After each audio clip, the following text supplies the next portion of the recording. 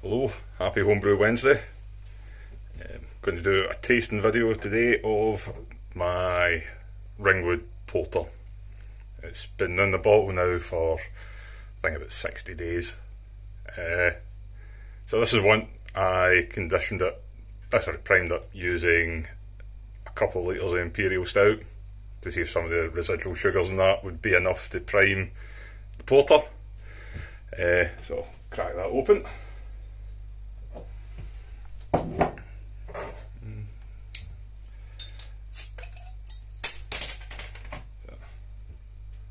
little bit of smoke.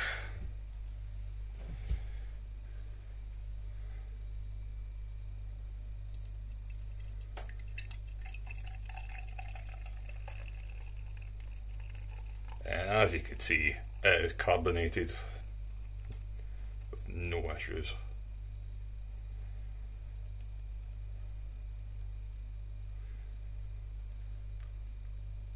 The Imperial Stout that I bottled at the same time, that's been primed with nothing additional. Just going to leave it plenty of time. There we go. So, the Imperial Stout did make us darker. When I was bottling this, it looked pretty light, and not light, it looked more of a deep brown than a black, whereas now you can see it's pretty much jet black. So, as I said, carbonated absolutely fine. A little bit of fruitiness, and a little bit of coffee. But I'd say it's not overly one way or the other though. Cheers.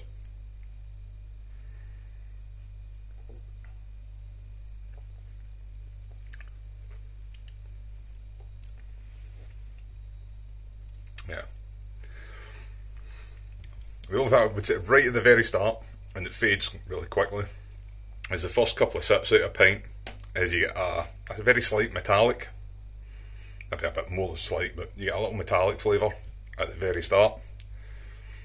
Fades within like a second of drinking, and I don't really notice it after the first couple of sips, but it's there. So that's definitely something that's not quite right. But other than that, you get the fruitiness that you can smell, and then you get the coffee and a little bit of chocolate. The recipe for this one was 4 kilos of Maris Otter, 400 grams torrefied wheat, quarter of a kilo of dark crystal, 200 grams chocolate malt, 150 grams medium crystal, 50 grams light crystal. I have written down rice hulls, so whether I must have chucked in a handful of that. 36 grams of Challenger at 90 minute, 12 grams Progress at 10 minute, and 7 grams, all the hops are grams. 7 grams of East Kent Golden at Flame Out, and it was Y yeast 1187 Ringwood Ale yeast. I think this one was fine brew day, can't remember. I've got a little bit of brew footage that I may put up, I've still to edit it.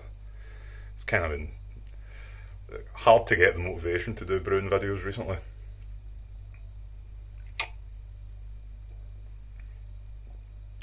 Yeah, head retention isn't up to much. It's not the ideal glass for that, but aye, it's nice, so I enjoy it. Brewing wise, I made the Timothy Taylor Landlord clone a couple of weeks ago, and just started the cold crash today. So I'll probably brew that, bottle that on, today's Wednesday, might bottle it on Sunday or Monday. So I'm cold crashing at 1.5 degrees centigrade. No brew footage at all for that because I was deathly hungover the day I made it. But other than my usual slightly low efficiency, again, brew day was fine for that one. That was just Golden Promise and I think it was Fuggles and East Kent Goldens, it was a 2. And I added a couple 100 grams of sugar near the end of the boil just to bump up the gravity a little, just because I was a little bit shy. However, I think I had an overly vigorous boil. It's actually turned out I could have got away without adding the sugar. It would have been fine. But yeah, so that's getting bottled soon. I was cleaning the new stainless fermenter. So what I was doing, I was giving it a good old scrub with fairy liquid, rinsed it, and then I filled it with hot water and added TSP, sugar soap, to get rid of any manufacturing oils and grease. And it was a bit of a disaster. So I'd left it for 40 minutes, as directed. And what had happened was, because I was adding I was going for the higher side, I think it was 3 tablespoonfuls for every 10 litres. So that was, I think it was 12 tablespoonfuls TSP added. And I stirred it well, and it was warm water, and I thought it had dissolved, and it hadn't. What had happened was the TSP had went in, and most of it went straight down and into the yeast trub dump valve, that sort of outlet, and it had set solid over the course of an hour. So that was an absolute nightmare to unblock, because it really had set rock hard. It was like crystal. Ended up having to get a Dremel and grinding it out. So I'd probably done untold damage to the fermenter, but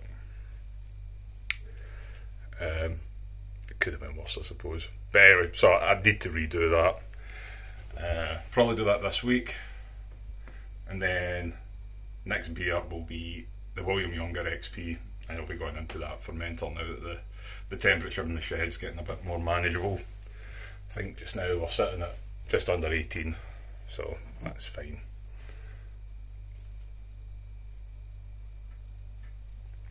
Last time I made the XP, I didn't do it in the fermentation fridge, and it was great. Didn't drop clear straight away. Had a wee, say maybe took 5-6 weeks till it was clear, but it was excellent when it was hazy. It was a fantastic beer. So that's getting made. And after that, I think it'll be another order for malt. I think that'll be me used up most of the stuff. I might have a little bit left over to do a sort of Frankenstein brew. Try and use up some of the hops I've got in the freezer. I've got the second pouch of wildly out of date Voss Kveik that had been in the fridge for over 2 years. And then just little bits of malt here and there. I've got some various crystal and torrefied wheat and bits and pieces here and there, so use them up in some sort of beer. Some sort of an amber ale, a fruity amber ale maybe. Aye. Still got quite a bit of yeast in the fridge though, so not got a lot of liquid yeast left. I think I've got a Hell's and a Weihenstephaner, possibly a Kolsch yeast, and then I've got like loads of sachets of dried yeast. So I like to always have a few of those at hand, just in case a pack fails and fermentation stalls or something like that. I've maybe forgotten to buy a specific yeast, and then I've got a close substitute. So I've got things like the Cross Maloof yeast. I've got a few of those. I think I've got the 5, the Monk. K97 and SO4, things like that.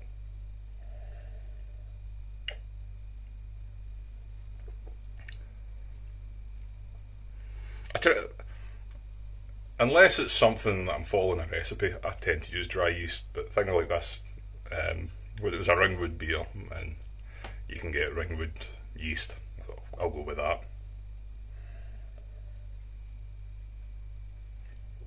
But yeah, as you can probably tell, it's very drinkable. But today it's going to be a double header, as I found some old bottles of the weird ordinary bitter. Might still be a little bit too cold, but this is about 7 or 8 months old, so it's probably past its prime, and I think it is now a little bit over carbonated. I think over time the yeast has managed to break down the more complex sugars for the crystal. That was the one and only beer I've made using button ale yeast. So I'm just going to give my glass a rinse.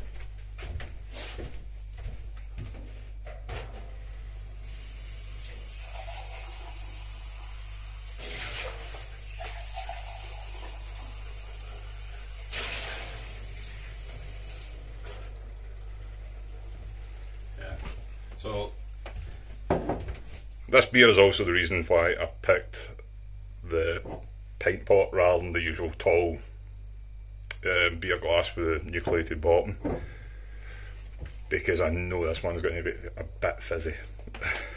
I think it's, as I said, the complex sugar starting to get broken down. That one was a bit sedimenty, so that creates nucleation points, I think. Anyway, I'll get it poured. I'm going to pour it off camera though, so I've got a bit of paper towel nearby.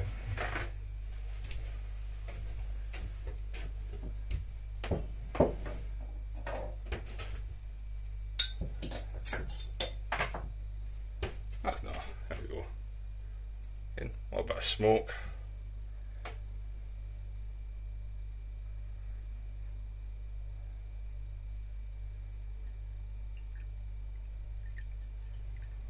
This one just wants to make me out as a liar. There we go.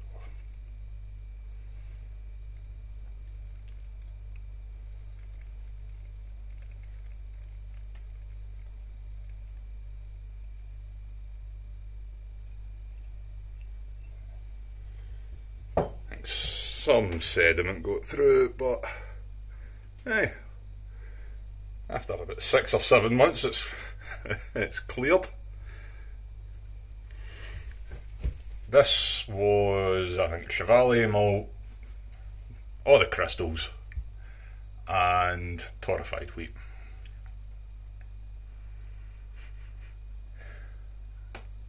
It was Pilgrim. I can't remember if it was all Pilgrim. It might have been East Kent and Pilgrim, and button ale yeast. Still, it smells like bananas. Cheers.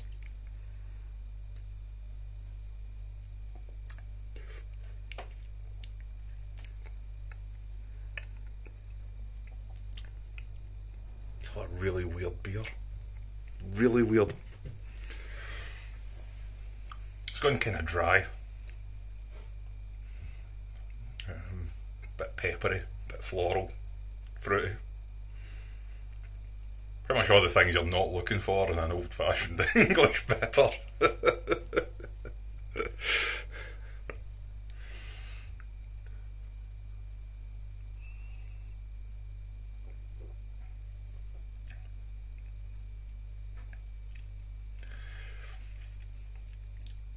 I mean, I've had worse commercial beers.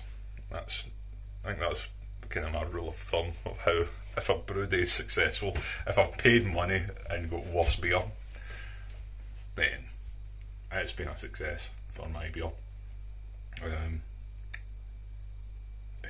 it's just nothing about it seems, traditional bitter.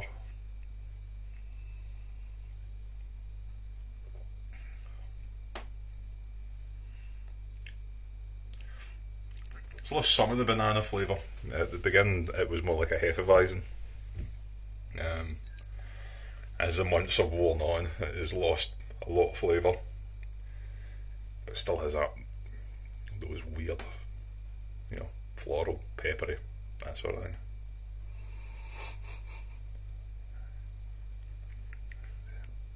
So definitely, I wouldn't chalk it up as a massive success. I mean, as I say, I've drank worse commercial beer, but I wouldn't like to brew this as is ever again.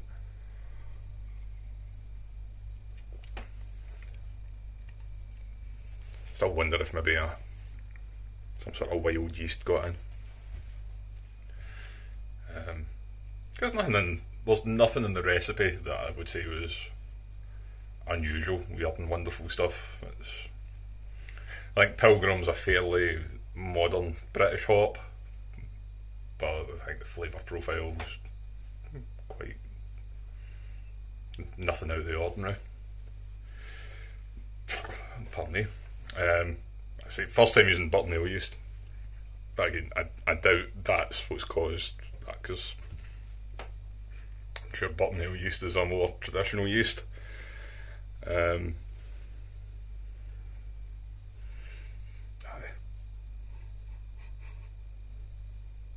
There was like a week, literally like 1 week, where this was good. And it wasn't right at the start. It's definitely not now right at the end. But there was a week where it turned into like this fantastic beer. And I had 3 or 4 bottles at the time, and they were all brilliant. And then they went back to being a bit shit again.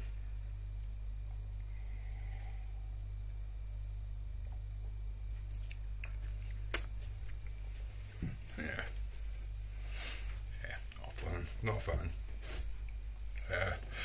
Yeah. So now that the colder weather's coming in, I plan to do a lot more brewing. Temperature control is a big issue here in the shed. So during the summer, I was allowed to continue brewing because I've got the fridge, and it's been a godsend. During the winter months in Scotland, it's a bit easier to keep things. It's easier to keep things warmer than it is to keep them cold. So the conical, my plan is to put a reptile heating pad, one of the kind of larger ones, inside the neoprene jacket, and obviously hooked up to an inkbird. There's a little thermal well. The thing that really drew me to this model was I could take this out and just pop in the temperature probe in the thermal well. So that's the plan with that. That should be fine. This worked an absolute treat last year, even when it was insanely cold in here, like 2 and 3 degrees. This thing, with only a reptile heating pad, was keeping 5 gallon of beer up around 18, 19. That's usually where I make my Hefeweizens. Something special where clarity is not important in any way, and you really want the haziness in there. It's fine, because I don't need to do a cold crash. I would never do a cold crash on a Hefe.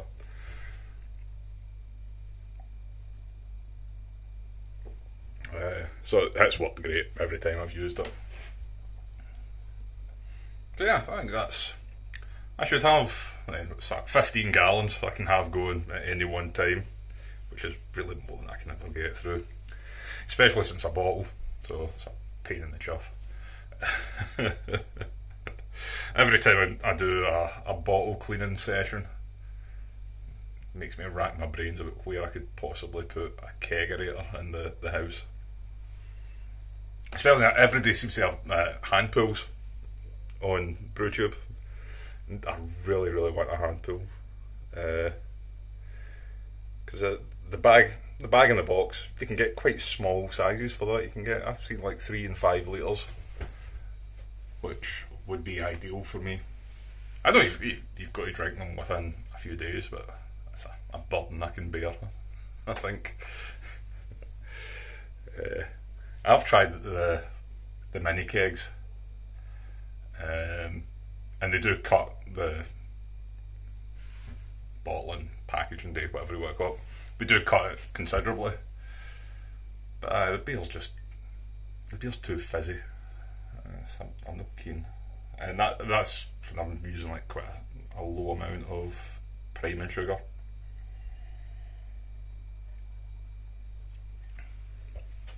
I'm getting more and more into just traditional beer. I think that's my go-to thing. I'm not that fussed about NEPAs or things like that. Do like the kind of really bitter, piney, dank West Coast IPAs. I like that.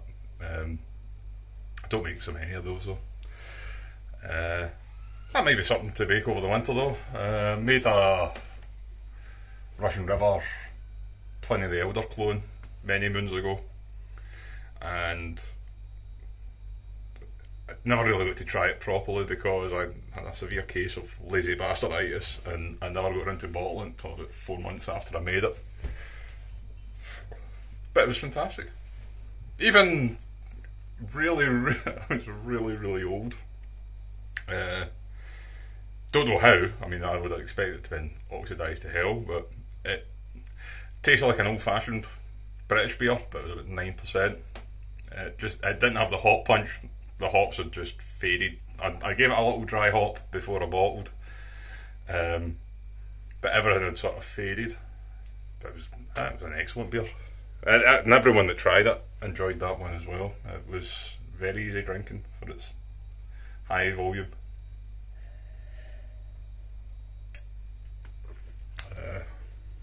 A couple of bits and pieces to fit to the mash tun.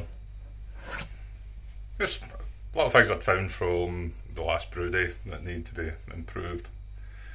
It needed a shorter thermal well, so made sure the probe was in properly in the liquid and stuff. So I've got that to fit. I think the XP, I'm still going to use the grain father next, but I might do, especially with the winter coming in, I'm very tempted to do a really big beer, like a wee heavy. I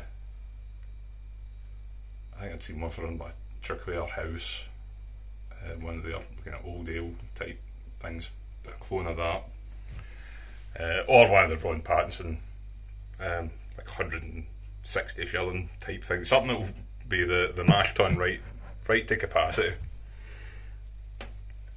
Let's see if I can get a full 5 gallon big beer.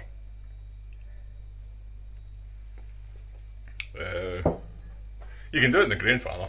I mean, I've done the reiterated mash in the grain father before, and it worked okay.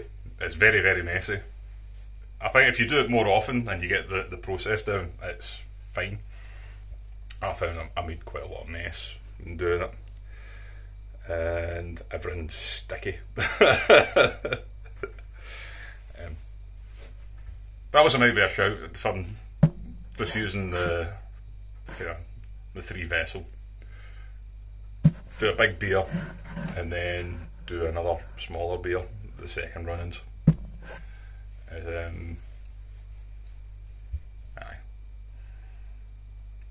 If I do something like a wee heavy, I could then do a second run-ins and add a mixture of golden syrup and blackstrap molasses to make a kind of poor man's invert number 4, to make a darker beer, so like in Scotland, like a light.